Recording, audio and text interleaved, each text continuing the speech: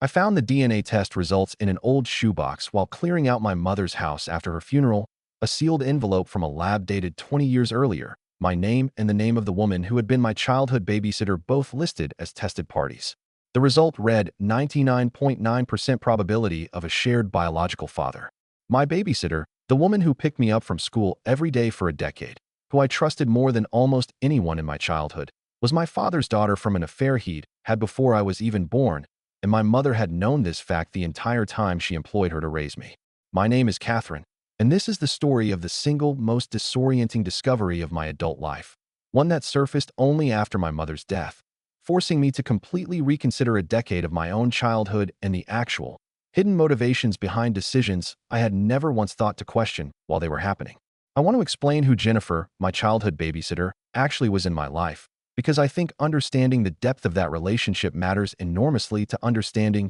just how devastating this posthumous discovery ultimately became. Jennifer began working for our family when I was 5 years old, initially hired as an after-school babysitter while both my parents worked full-time, a role that gradually expanded over the following decade into something considerably more significant than ordinary childcare. She picked me up from school nearly every day until I was 15, helped with homework, attended my school events when my own parents' work schedules occasionally prevented their attendance, and became, in every practical sense that mattered throughout my childhood, one of the most consistent, trusted adult presences in my entire early life. I remember, specifically, countless ordinary afternoons that, looking back now, feel considerably more significant than I ever understood them to be at the time. Jennifer teaching me to ride a bike in our driveway when my own parents were both traveling for work, sitting with me through a difficult stretch of bullying in 6th grade, becoming, in ways I never fully articulated even to myself as a child, someone I trusted with vulnerabilities I sometimes hesitated to share even with my own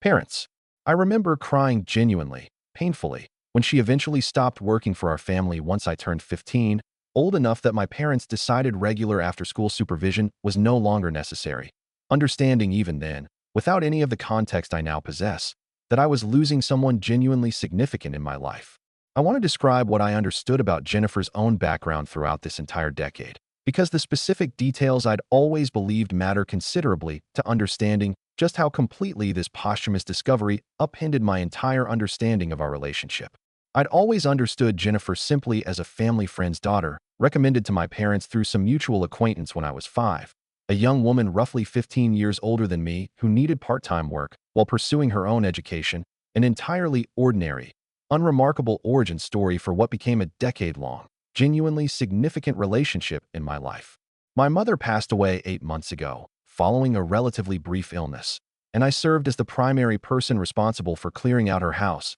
and settling her remaining affairs, a process that, roughly 6 weeks after her funeral, led me to a small shoebox tucked into the back of her bedroom closet, containing various old documents and mementos she'd apparently kept private throughout her entire life. I want to describe the specific moment I found this devastating document, sitting on the floor of my mother's now empty bedroom, working through this shoebox with the particular, exhausted methodicalness that characterizes so much of the estate settlement process, expecting simply more of the ordinary sentimental keepsakes I'd already found throughout the preceding weeks. The envelope itself was unremarkable, sealed, addressed to my mother from a laboratory whose name I didn't immediately recognize. I want to describe the specific, disorienting confusion of opening this envelope, finding formal DNA testing results, dated roughly 20 years earlier, listing my own name alongside Jennifer's, with a laboratory conclusion establishing a 99.9% probability of shared paternity. I want to try to describe the specific,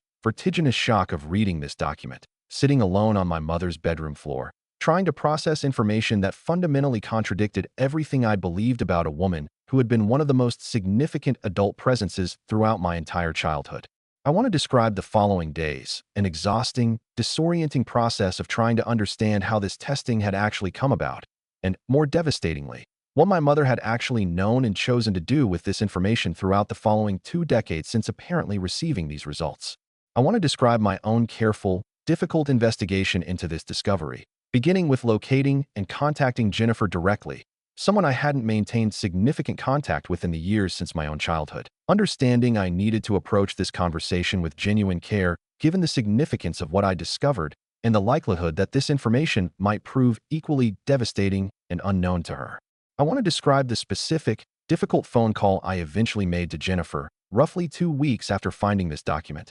explaining, as gently as I could manage, what I discovered in my mother's belongings, and asking whether she had any previous knowledge of this specific biological connection. Jennifer's response, delivered with what I understood as genuine, immediate shock, revealed that she had absolutely no previous knowledge of this connection, understanding, throughout her entire life up to that point. A different man as her biological father, someone who had raised her alongside her mother without any indication that this paternity might not reflect biological reality. "I need you to send me whatever documentation you found," she told me, her voice carrying genuine, disoriented shock. "I don't understand how your mother would have had my DNA to test in the first place, let alone why she would have kept this a secret for 20 years without ever telling either of us." I want to describe the following weeks, Jennifer and I working together, in an increasingly close, if genuinely strange collaborative process, to understand exactly how this original testing had come about, and what my mother's actual knowledge and motivations had been throughout the following 2 decades.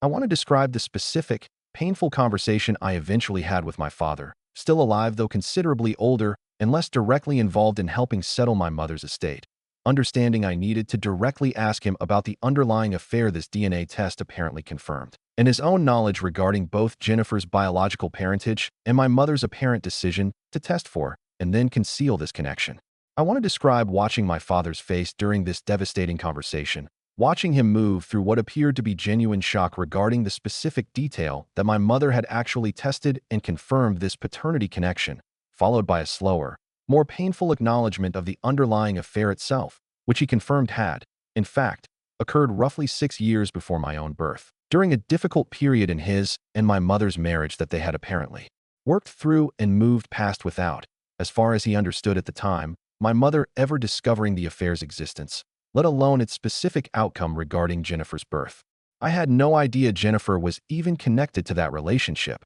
my father told me, during this painful conversation. "I lost contact with that entire situation decades ago, before you were even born. I never knew there was a child, and I certainly never knew your mother had somehow discovered this, tested for it, and then hired that same child to help raise you throughout your entire childhood." I want to try to describe the specific, layered devastation of understanding, piece by piece, what my mother had apparently done throughout this entire period. She had, according to what my father and I were eventually able to piece together, discovered evidence of his affair sometime in the years following its actual occurrence, evidence significant enough to lead her to specifically identify Jennifer as a potential biological outcome of that affair, and to somehow arrange, entirely without my father's knowledge, DNA testing that ultimately confirmed this connection. I want to describe the specific, disturbing question this discovery raised regarding my mother's subsequent decision to actually hire Jennifer, now confirmed as my father's biological daughter from this affair, to work as my primary caregiver and babysitter throughout the following decade of my childhood, a decision that, once understood in this context, suggested a considerably more complicated, troubling motivation than the simple, practical childcare arrangement I'd always believed it to represent. I want to describe my own difficult process of trying to understand my mother's actual reasoning, working, in the absence of her own living voice to explain herself, through whatever additional documentation and family history I could gather to piece together some coherent understanding of why she might have made this specific, extraordinary decision. I eventually located and spoke with my mother's closest surviving friend, a woman named Patricia who had remained close with my mother throughout her entire adult life, hoping she might provide some additional insight into my mother's actual thinking during this period. Patricia's account, while not providing complete certainty regarding my mother's exact internal reasoning, offered a genuinely painful, plausible explanation for this otherwise seemingly incomprehensible decision. "Your mother struggled enormously with your father's affair, even though she never confronted him about it directly,"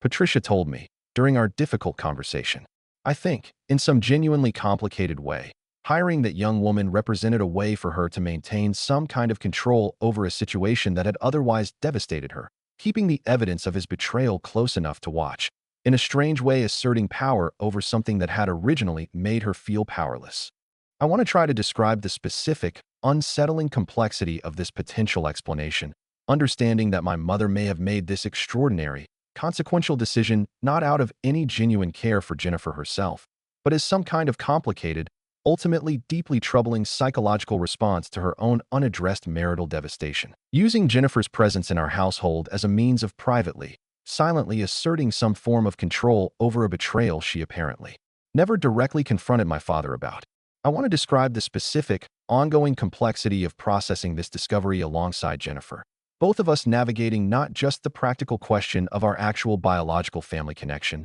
but the much deeper, more disturbing question of what our entire childhood relationship had actually represented from my mother's perspective. Understanding that the woman who had cared for me so consistently throughout my formative years had been, unbeknownst to either of us throughout that entire period, deliberately positioned within our family specifically because of her connection to my father's affair. I want to describe Jennifer's own difficult process of processing this discovery, understanding that she now needed to fundamentally reconsider her own biological identity, her actual paternity, and the specific, unsettling circumstances that had led to her employment within our family throughout what she had always understood as simply an ordinary, if meaningful, early career opportunity. I want to describe the actual, evolving relationship Jennifer and I have developed since this discovery, understanding that despite the genuinely disturbing circumstances surrounding our original childhood connection, the actual care and trust she provided throughout my childhood had felt, and continues to feel, genuinely real to me,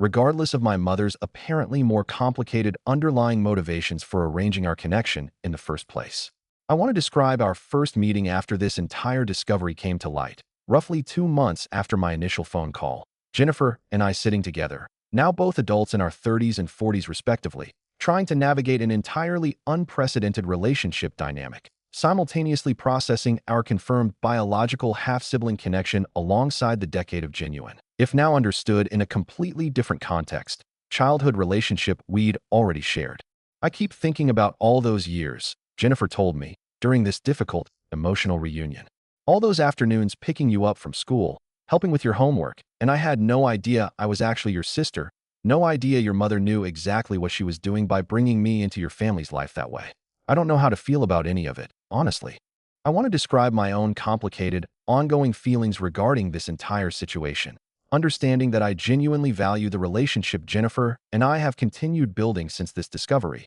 even while processing real, persistent unease regarding my mother's apparent original motivations for arranging our childhood connection in the first place. It's been just over 10 months since I first discovered that shoebox in my mother's closet. Jennifer and I have continued building what has become a genuine, if genuinely unusual, sibling relationship, one built upon both our shared childhood history and our more recent, adult understanding of our actual biological connection and its unsettling origins. I think, often, about the specific, disturbing complexity of understanding my own childhood through this new, devastating context, recognizing that one of the most stable, trusted relationships of my entire early life may have originated from my mother's own complicated, unaddressed pain regarding my father's betrayal, rather than any straightforward, uncomplicated childcare arrangement I'd always believed it to represent. If you've ever discovered, after a parent's death, information that fundamentally recontextualized significant relationships or decisions throughout your own childhood,